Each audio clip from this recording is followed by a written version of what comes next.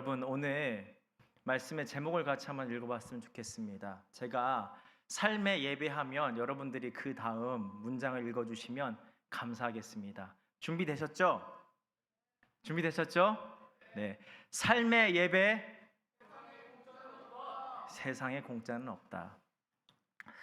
오늘 이 로마서 5장 1절부터 11절까지의 본문 말씀은 이 예수 그리스도를 믿음으로 의롭다 칭함을 받은 후의 모습, 다시 말해 믿는 이들에게 주어지는 권리를 이야기하며 말씀을 시작하고 있습니다.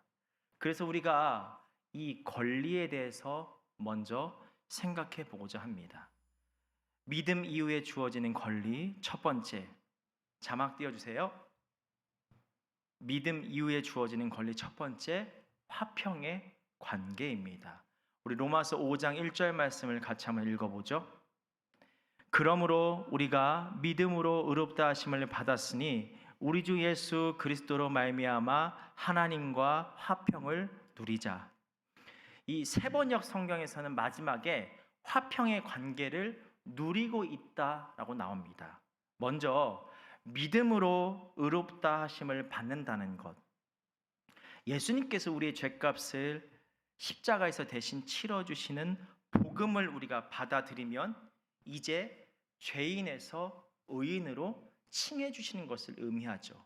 그런데 여기서 끝나지 않고 이 의롭다 하심을 통해 생겨나는 것이 있습니다. 바로 하나님과 화평의 관계를 이루게 되는 것입니다. 여기서의 화평은 한마디로 이런 것입니다. 상대의 존재만으로 좋은 관계. 상대의 존재만으로 좋은 관계. 진짜 편하고 좋은 관계는 어떤가요? 뭘 하지 않아도 그냥 같이 있는 것만으로도 좋잖아요. 마치 그런 관계를 의미합니다. 하나님과 나 사이에 막힌 죄의 담이 예수님의 십자가를 통해서 허물어지고 이런 관계가 형성된다는 거예요. 그리고 늘 우리를 향해 하나님께서 사랑하는 나의 자녀야 하며 바라봐 주시고, 우리는 반대로 사랑하는 나의 아버지 하고 아무 거리낌이 없이 고백되어지는 모습, 이것이 바로 하나님과의 화평이자 예수님을 믿는 우리에게 주어진 첫 번째 권리입니다. 여러분, 이제 두 번째 권리를 볼까요? 믿음 이후에 주어지는 두 번째 권리, 은혜의 들어감입니다. 우리 같이 2절 말씀을 또 한번 읽어보죠. 또한 그로 말미암아 우리가 믿음으로 서 있는 이 은혜의 들어감을 얻었으며 하나님의 영광을 바라고 즐거워하느니라. 믿음으로 말미암아 은혜로 들어갈 수 있게 된다고 말하고 있습니다. 여러분, 다시 말해 이런 말입니다. 언제나 우리가 하나님께 나아갈 수 있다라는 의미입니다. 하나님께 나아간다라는 것, 구체적인 예로 이 예배가 될 수도 있고요, 하나님을 향한 기도가 될 수도 있고요, 하나님께로 향하는 모든 모습을 의미합니다. 그런데 여기서 간과해서는 안 되는 것이 있습니다. 이렇게 하나님께 나아갈 수 있음에도 불구하고 우리를 나아가지 못하게 하는 것이 있습니다. 먼저는 정죄를 통한 자격의 부정입니다. 정죄를 통한 자격의 부정. 이것은 이런 의미입니다. 우리가 예수님을 믿어서 우리 안에 있던 죄가 다 용서함을 받고 의로워졌습니다. 그러나 여전히 우리 안에 연약함이 존재하죠. 그래서 죄 사함을 받은 후에도 때때로 죄 앞에서 무너질 때가 있죠. 주님 보시기에 합당하지 못한 일을 했다고 느낄 때가 있습니다. 그런데 그때 하나님과 맞서는 마귀가 우리의 양심에 비수를 꼽습니다. 너는 의롭지 않아. 깨끗하지 않은 너가 어떻게 하나님께로 나아가? 너는 깨끗해질 수 없어. 하나님이 너 맞아주지 않으실 거야. 아마 이런 경험 있으신 분들이 계실 줄로 압니다. 또 다른 하나의 모습은 자격의 오용입니다. 자격의 오용. 우리가 죄 앞에서 무너졌을 때 마귀가 우리의 양심에 속삭입니다. 야, 괜찮아. 그 정도는 하나님이 언제든지 품어주신다며. 이해해 주시니까 굳이 뭐 이 정도 죄 가지고 하나님께로 나아갈 필요가 있어? 그런 과정 필요해? 여러분, 하나님이 받아주시는 거지 눈 감아주시는 것은 아니죠. 즉 전자든 후자든 우리는 예수님을 믿어 죄사함을 받은 후에도 무너지는 죄 앞에서 하나님께 회개함으로 나아갈 수 있으며 나아가야 한다는 것입니다. 더불어 그 죄를 이기게 해달라는 간구함으로도 나아갈 수 있고 나아가야 한다는 것입니다. 이렇게 하나님께로 나아갈 수 있는 자격이 우리에게 부여되어 있습니다. 이 자격을 마귀의 유혹에 의해 우리 스스로 상실하고 있지는 않은지 여러분의 모습을 점검해 보시기 바랍니다. 믿음 이후에 주어지는 권리 세 번째, 자막 띄워주세요. 하나님의 영광을 바라고 즐거워함입니다. 우리 2절 말씀 뒷부분이죠. 뒷부분에 보면 이렇게 나와 있습니다. 하나님의 영광을 바라고 즐거워하느니라. 여러분, 하나님의 영광, 다른 말로 이겁니다. 하나님이 높여지는 것, 하나님이 높임을 받으시는 것. 그런데 가장 하나님이 높여지는 것은 어떤 모습일까요? 그 하나님이 어떤 분이신지가 온전히 드러날 때, 즉 이 세상을 하나님이 완전히 통치하시는 하나님의 나라, 바로 천국이 이루어질 때입니다. 그렇게 이 하나님의 영광이라는 단어의 궁극적인 의미는 천국을 의미합니다. 그리고 그것을 바라고 즐거워한다는 것은 우리들이 예수님을 믿음으로 죄로부터 구원을 받아 천국에 갈 수 있는 천국 시민권이 주어졌고 천국 시민이 되었으며, 그로 인해 때때로 이 세상의 삶이 버겁고 힘들지만 결국엔 훗날 이 모든 세상을 하나님께서 완전히 통치하셔서 불의와 아픔, 고통, 걱정 등의 모든 부정적인 대상들이 존재하지 않는 천국이 임하며 그곳에 들어간다라는 소망이 있기에 즐거워한다는 것입니다. 즉 천국 시민의 자격으로 인한 즐거움을 말하는 것입니다. 여러분, 이 진정한 즐거움을 우리들이 삶 속에서 붙들며 살아가야 함을 이야기하고 있습니다. 혹시 이 자격을 잊은 채 살아가고 있지는 않은지 돌아보시기 바랍니다. 이처럼 믿음 이후에 우리에게 주어지는 세 가지 이 자격, 세 가지 이 권리가 있죠. 첫 번째 뭐죠? 화평의 관계. 두 번째 뭔가요?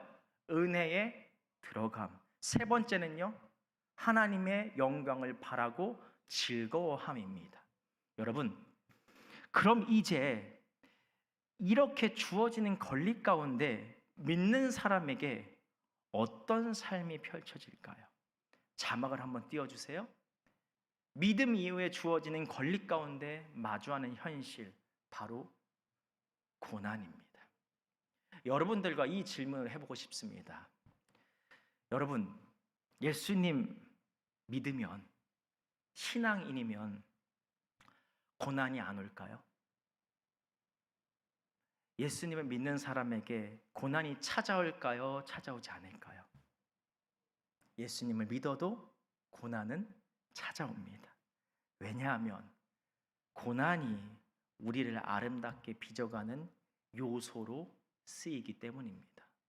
그 고난이 우리에게 정말 악한 것이라면, 무익하다면 하나님께서 그 고난을 허락하지 않으셨을 것입니다. 그래서 믿음이 있는 사람에게 고난이 찾아왔을 때, 다시 말해 우리들에게 고난이 찾아왔을 때 어떻게 해야 하는지를 오늘 말씀이 일러주고 있습니다. 우리 같이 로마서 5장 3절 말씀을 읽어보죠. 다만 이뿐 아니라 우리가 환난 중에도 즐거워하나니 이는 환난은 인내를. 여러분, 이 말씀이 어떻게 받아들여지시나요? 저는 딱 이 부분이 걸렸어요. 환난 중에도 즐거워하나니. 여러분, 말이 돼요? 그냥 누가 봐도 안 맞잖아요. 여러분, 근심과 힘듦이 가득 찬데 어떻게 즐거워요? 앞뒤가 안 맞잖아요, 여러분. 그런데 신앙인은 이것을 재해석할 수 있습니다. 예수님을 믿은 후에 부여된 자격, 앞서 말씀드렸죠? 바로 화평의 관계를 가지고 이것을 바라보는 것입니다. 하나님과 나의 관계, 화평의 관계, 즉 내 사랑하는 아들, 딸, 사랑하는 아버지, 이 관계이기에 어떤 환난 앞에서도 이것을 재앙이나 불행, 벌로 보지 않는 것입니다. 오히려 환난을 통하여 나를 더 성장케 하시려는 하나님의 손길로 재해석하는 것입니다. 그런 의미에서 우리에게 환난이 오는 이유를 크게 두 가지로 볼 수 있습니다. 첫 번째는 훈련이죠. 나를 영적으로 성장시키려 하는 훈련. 마치 이런 것입니다. 시각을 넓히는 거예요. 시선을 넓히고 깊이를 깊게 만드는 그런 훈련을 시키는 것입니다. 두 번째는요, 나의 과오로 인한 것입니다. 내 잘못된 점을 보게 하시고 고치려 하시는 것. 사실 이것도 영적으로 성장이라고 볼 수 있죠. 그런데 첫 번째는 이 영적 성장이 넓어지고 깊어지는 그런 성장이라면, 두 번째는 잘못된 것을 빼내고 바른 것을 집어넣는 것. 이런 성장을 말하는 것이죠. 첫 번째는 그래서 이 훈련은 테스트이죠. 두 번째는요, 나의 과오, 템테이션, 유혹에 넘어간 그 모습을 고치려 하시는 거죠. 여러분, 이런 상황 속에서 예수님을 믿은 후 우리에게 부여된 자격, 두 번째 뭐죠? 은혜에 들어감.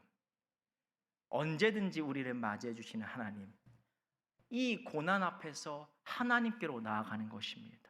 하나님께 간구하는 것이죠. 그런데 여러분, 이 하나님께로 나아감을 오해해서는 안 됩니다. 이런 기도 하실까요? 하나님, 이 고난이 잘 해결되게 해주세요. 이 고난을 해결해 주세요. 이런 기도, 이런 간구를 말하는 것이 아닙니다. 하나님께로 나아감은, 하나님, 이 고난을 제가 넉넉히 감당할 수 있게 하여 주십시오. 감당할 수 있도록 용기도 주시고요, 지혜도 주시고요, 필요하면 사람도 보내주시고요, 또한 상황을 통해서도 보게 하시고 깨닫게 해주시고 풀어가게 하여 주십시오. 내가 그 고난 속으로 들어갈 수 있는 힘을 달라는 기도를 하는 것이죠. 그리고 그 간구 가운데 오늘 로마서 5장 3절에서 4절로 넘어가는 것입니다. 우리 같이 4절 말씀을 또 읽어보죠. 인내는 연단은 소망을 이루는 줄 알미로다. 고난 앞에서 인내려 하나님께 간구하고 도우심 가운데 그 고난의 터널을 걸어가는 것입니다. 더불어 연단, 이 연단은 세번역 성경에서는 단련된 인격으로 기술하고 있습니다. 이 단련된 인격이라고 나와 있는데요, 이 말씀으로 이 단련된 인격이 정의됩니다. 우리 같이 욥기 23장 10절 말씀을 읽어보죠. 그러나 내가 가는 길을 그가 아시나니 그가 나를 단련하신 후에는 내가 순금같이 되어 나오리라. 아멘. 고난의 터를 지나면서 여러 가지 자신이 가지고 있는 불순물이 제거되는 것입니다. 불순물, 자신의 죄된 모습을 돌아보고 부족한 인격을 돌아보고 부족한 시선 등을 보게 되고, 그래서 하나님 앞에서 깨끗하며 단단한 순금으로 서는 것입니다. 더 나아가 순금의 아름다운 빛으로 인해 사람들 앞에서도 아름답게 서는 단련된 인격이 되는 것입니다. 여러분, 이 과정을 간과하지 마시기 바랍니다. 아멘이 아무도 안 나오네요. 간과하지 마시기 바랍니다. 그리고 이 연단 이후에 무엇을 이룹니까? 말씀을 한번 띄워주실까요? 네, 5장 4절이요. 로마서 5장 4절. 무엇을 이루죠? 소망을 이룬다고 나옵니다. 여러분, 우리 크리스천에게 진정한 소망의 주체는 무엇인가요? 천하 만물을 다스리시고 만드시고 주관하신 주님, 그런 주님이시기에 그 주님이 소망의 주체이시죠. 그래서 연단의 과정을 통해서 그동안 내가 하나님보다 더 의지했던 그것들이 한계가 있음을, 그것으로 해결되지 않음을 깨달으며 결국엔 하나님만을 온전히 붙드는, 그렇게 소망을 이루는 것입니다. 여러분, 어려운 일이 있을 때 여러분 어떠십니까? 친한 친구나 의지할 만한 사람, 멘토에게 어려운 일을 나누잖아요. 특히 저 같은 경우에는 헤어졌을 때 많이, 그 당시에는 그게 가장 환난 고난이니까, 세상에 없는 것과 같으니까, 그래서 여자친구랑 헤어지면 솔직히 좀 울기도 하고, 그래서 친한 친구한테 찾아가서 막 이렇게 하소연을 합니다. 여러분들은 그런 거 말고 어쩌면 어려운 일들, 회사의 문제들, 어려움들을 나누실 수 있겠죠. 그렇게 풀고 나고 집에 혼자 돌아오는 길에 어떤 감정이 드십니까? 허탈감이 듭니다. 결국 아무것도 해결된 것은 없죠. 다시 힘든 감정이 올라오죠. 물론 사람과의 관계 속에서 위로를 무시하는 것이 아닙니다.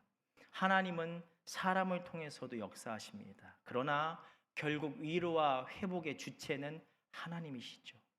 그것을 깨달으며 고난을 통해 언제나 하나님을 온전히 붙드는 모습이 체질화되는 것, 이것이 바로 소망을 이룬다는 것입니다. 여러분, 이 주된 메시지가 이후에 5절 말씀부터 마지막 11절까지 계속 흐르고 있습니다. 앞서 말한 고난의 재해석을 강조하듯이 하나님과 우리의 관계가 사랑의 관계가 있었음을 다시 한번 서술하고 있습니다. 그러면서 우리에게 주시는 언약의 말씀이 있습니다. 우리 같이 로마서 5장 8절 말씀을 읽어보겠습니다. 우리가 아직 죄인 되었을 때에 그리스도께서 우리를 위하여 죽으심으로 하나님께서 우리에 대한 자기의 사랑을 확증하셨느니라. 아멘. 여러분, 고난이 우리에게 유익함으로 받아들여지지 않으십니까? 주님께서 이 말씀을 통해서 우리에게 다시 한번 설득하고 계십니다. 야, 너가 가장 연약한 모습을 보일 때, 사람들이 볼 때 너의 모습이 그렇게 좋아 보이지 않을 때, 너 스스로도 네가 좋지 않다고 느낄 때, 그때도 내가 너를 사랑해서 너를 대신하여 내 아들 예수를 보내서 너의 죄를 사하게 했어. 그렇게 내가 너를 사랑해. 그런데 너에게 놓여진 지금 현재의 고난이 너에게 무익한 것일까? 너에게 주어진 현재의 고난을 허락한 내가, 그 허락한 의미가 너를 벌 주려고 하는 것일까? 너를 더 힘들게 하려는 것일까? 아니야. 너를 이끄는, 너를 바르게 서게 하는 나의 손길이야. 그러니 그 길을 나와 함께 걸어가.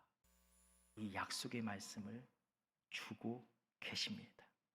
지난주부터 우리는 삶의 예배에 대해서 말씀을 시작했습니다.